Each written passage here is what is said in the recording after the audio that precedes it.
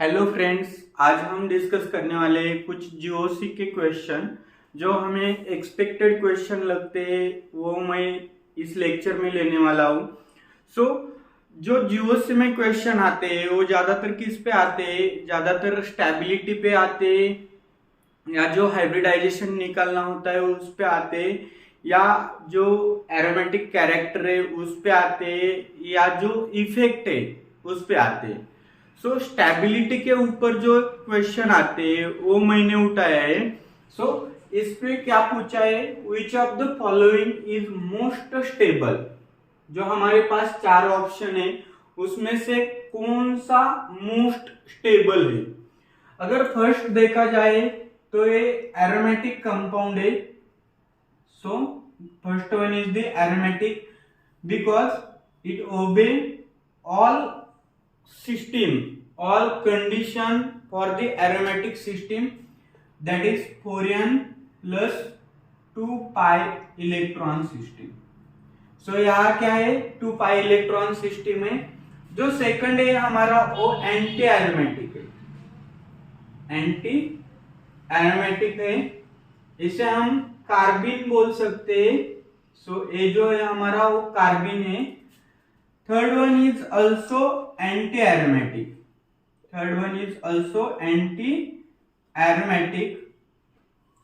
But last one is the non-aromatic.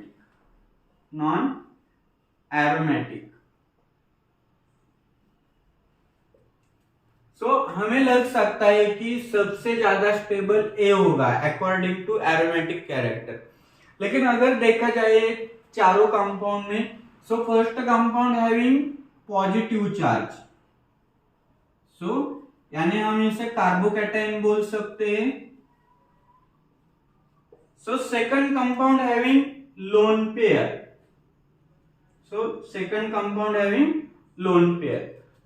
हमने उसको नाम दिया है कार्बिन, नाम दिया है carbon having unpaired electron pair. Third one having positive charge,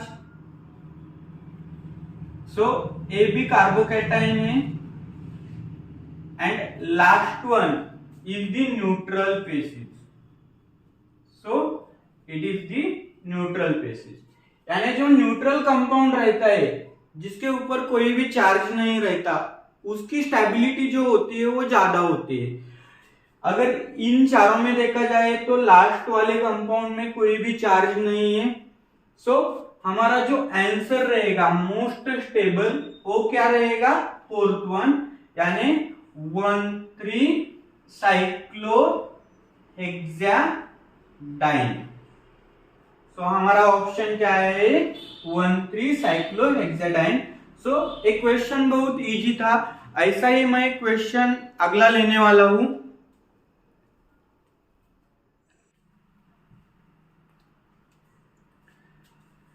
next question है हमारे पास कुछ कार्बोकैटायन दिए। इसमें कौन रेजोनेटिकली स्टेबल है वो हमें बताना है।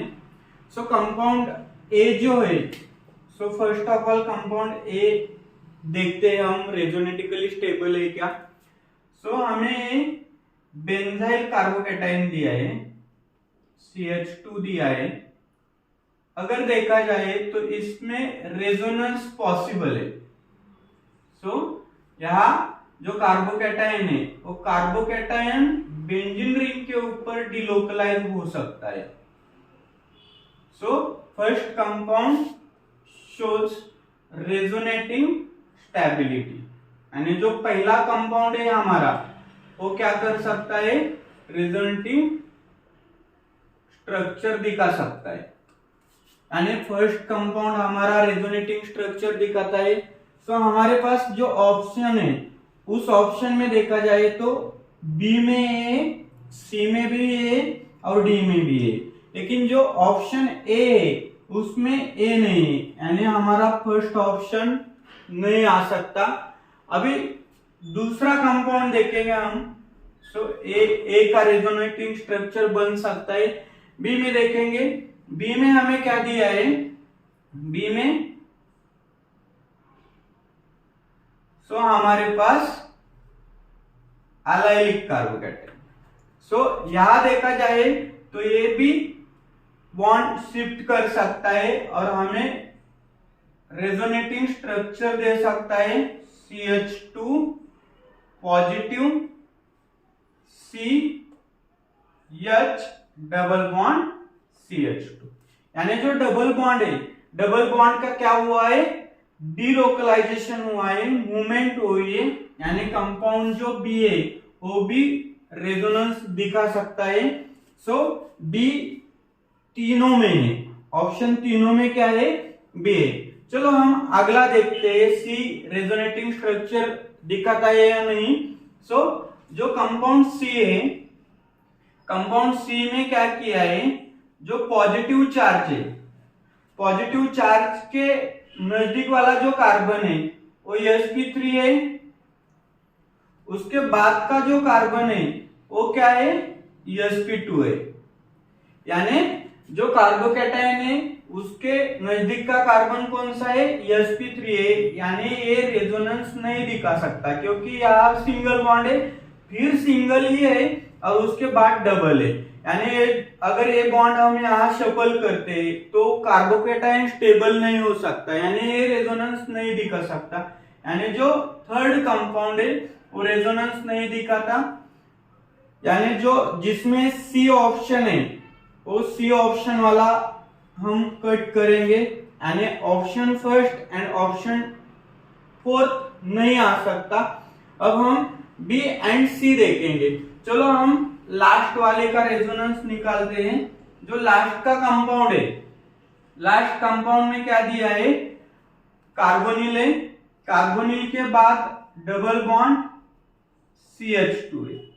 सो कार्बोकैटायन दिया है। अगर हम इस डबल बॉन्ड को यहां शिफ्ट करते तो जो स्टेबिलिटी है कार्बोकैटायन की वो स्टेबिलिटी नहीं रहेगी। यानी ये जो कंपाउंड है यहाँ CH2 नहीं है, यहाँ CH ही है सिर्फ। सो जो स्टेबिलिटी है वो स्टेबिलिटी लूज हो सकती है, इसलिए ये भी नहीं रेजोनेंस दिखाएगा। यानी ऑप्शन जो डी दिया है हमें, यानी जो फोर्थ वाला दिया है वो भी नहीं दिखा सकता। यानी हमारा ऑप्शन जो बी है वो भी कट हो गया।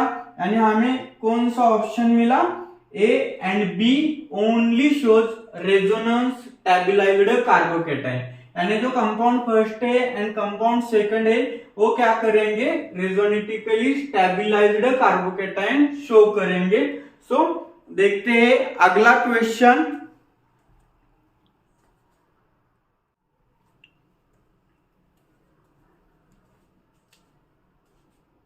सो हमने अगला क्वेश्चन लिया है। क्वेश्चन क्या है, which one of the following is most stable. इसमें भी क्या पूछा है, किसकी स्टेबिलिटी ज्यादा है। ये भी कार्बोकैटायन के ऊपर ही क्वेश्चन है। अगर इस क्वेश्चन में देखा जाए तो ये सिंपल क्वेश्चन है, लेकिन ऐसे भी क्वेश्चन पूछे जाते हैं। सो इस क्वेश्चन में अगर देखा जाए तो क्या है, ये जो फर्स्ट कंपाउंड है उसमें जो कार्बोकैटायन है वो टर्शरी कार्बोकैटायन है। सो टर्शरी कार्बोकैटायन है। यहां जो है वो हमारे लिए सेकेंडरी कार्बोकैटायन है। This one is also secondary carbocation. This one is the primary carbocation. और हमें पता है कि अगर कार्बोकैटायन आते हैं किसी भी रिएक्शन में, कार्बोकैटायन इंटरमीडिएट बनता है तो उस रिएक्शन में tertiary carbocation shows more stability as compare to secondary as compare to primary. यानी सबसे ज्यादा किसकी स्टेबिलिटी होती है, tertiary carbocation is more stable than secondary than primary than methyl. So सबसे कम स्टेबिलिटी किसकी होती है, मिथाइल की। सो हम इससे जज करते हैं, जिस ऑर्डर से हम फाइनल आंसर निकाल सकते हैं कि जो फर्स्ट कंपाउंड दिया है उसमें टर्शियरी कार्बोकैटायन है, सो उसकी स्टेबिलिटी सबसे ज्यादा होगी। यानी जो एक क्वेश्चन लिया था उसका जो आंसर है वो क्या रहेगा, आंसर ए रहेगा। सो हमें क्या याद रखना है, stability of carbocation shows tertiary more stable than secondary than primary than methyl.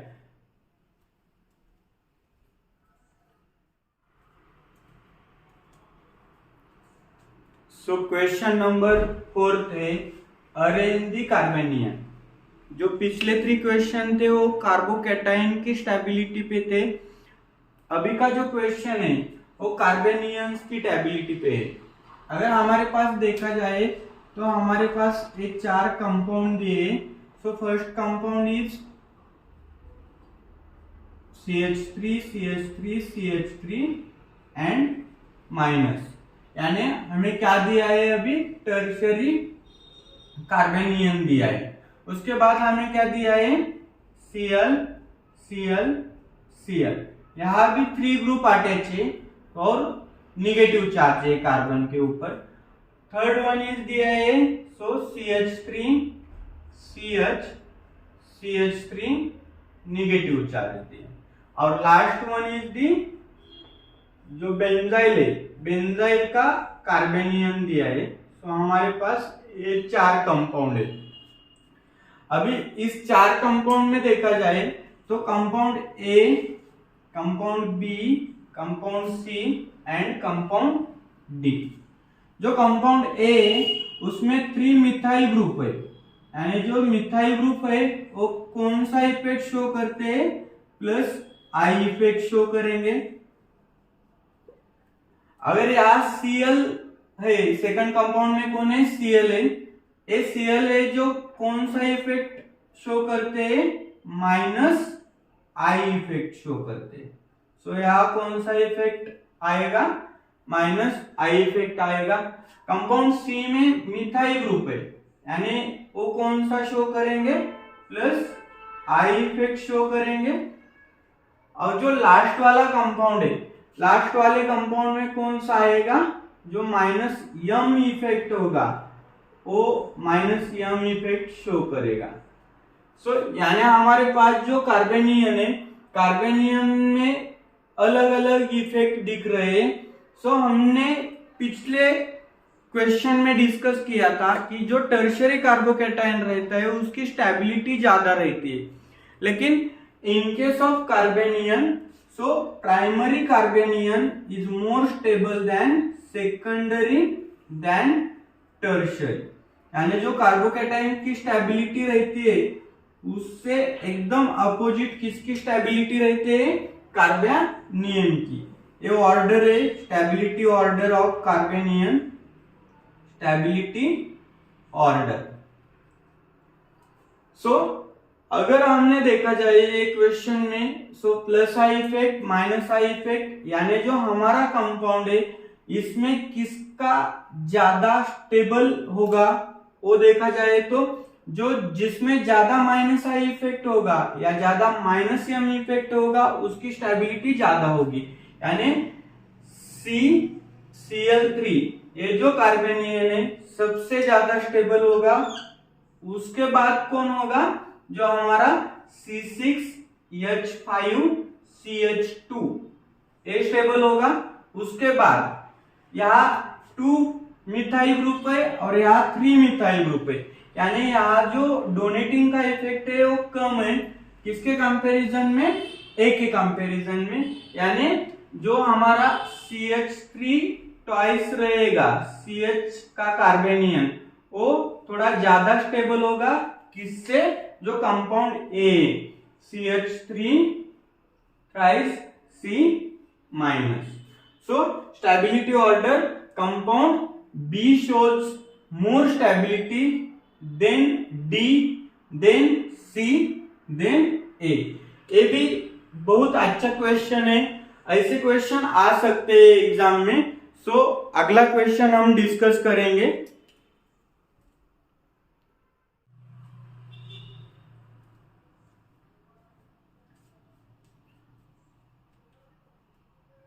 चलो आज लास्ट का क्वेश्चन डिस्कस करते हैं। इस वीडियो का लास्ट का क्वेश्चन लिया है हमने रेडिकल के ऊपर। आज के लेक्चर में हमने कवर किया है कार्बोकैटायन एरोमेटिक का एक क्वेश्चन लिया था, और दूसरा जो था वो अभी कार्बेनियन का लिया है, और लास्ट का जो है अभी वो रेडिकल के ऊपर है।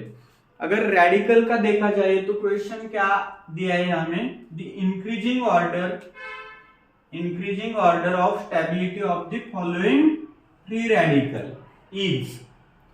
फर्स्ट ऑफ ऑल हमें मालूम होना चाहिए कि कौन सा रेडिकल ज्यादा स्टेबल होगा और कौन सा रेडिकल कम स्टेबल होगा। हमारे पास जो रेडिकल है उसमें जो फर्स्ट रेडिकल दिया है वो फर्स्ट रेडिकल है CH3 सो टर्शियरी ब्यूटिल रेडिकल दिया है। उसके बाद जो सेकंड दिया है वो हमारे पास C6H5 ये दिया है। उसके बाद हमारे C6H5 एंड C6H5 ये वाला दिया है। और लास्ट वाला जो हमारे पास है CH3 एंड CH3। यानी हमारे पास जो फर्स्ट है वो टर्शियरी रेडिकल है, हमारे पास जो सेकंड है सेकेंडरी रेडिकल है, ये भी टर्शियरी है और ये सेकेंडरी। यानी हमारे पास दो सेकेंडरी है और दो टर्शियरी। नॉर्मल ऑर्डर क्या रहती है, tertiary radical is more stable than secondary than primary than methyl radical. लेकिन यहाँ हमारे पास दो सेम रेडिकल है, सो हमें दूसरी कैरेक्टरिस्टिक्स यूज करनी पड़ेगी। अगर कंपाउंड फर्स्ट देखा जाए तो कंपाउंड फर्स्ट में कौन सी प्रॉपर्टी आ सकती है, हाइपर कॉन्जुगेशन आ सकता है, हाइपर कॉन्जुगेशन आ सकता है। या जो रेडिकल है उसके साथ वाले कार्बन जो है वो कितने हैं, 9 हाइड्रोजन कंटेनिंग है। यहां क्या है, यहां रेजोनेंस है, यहां क्या है, रेजोनेंस है, यहां भी रेजोनेंस है और यहां क्या है, हाइपर कॉन्जुगेशन।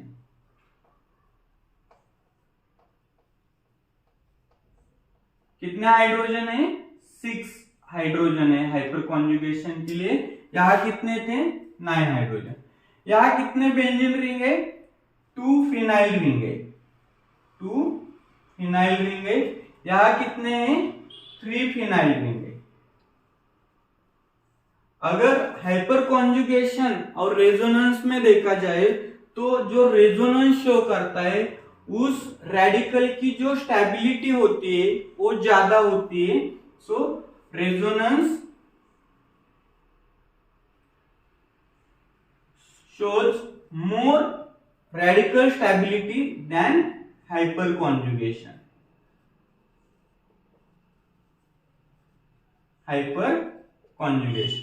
यानी अभी इस रीजन से हम फाइंड आउट कर सकते हैं कि कौन सा रेडिकल ज्यादा स्टेबल है, कौन सा रेडिकल कम स्टेबल है। सो पता चला है कि हमें रेजोनेंस ज्यादा स्टेबल है, यानी जो 3 फिनाइल रिंग का होगा वो जो रेजोनेंस शो करेगा वो 3 रिंग में जाएगा। इसकी वजह से किसकी स्टेबिलिटी ज्यादा होगी, compound C shows more stable than compound B.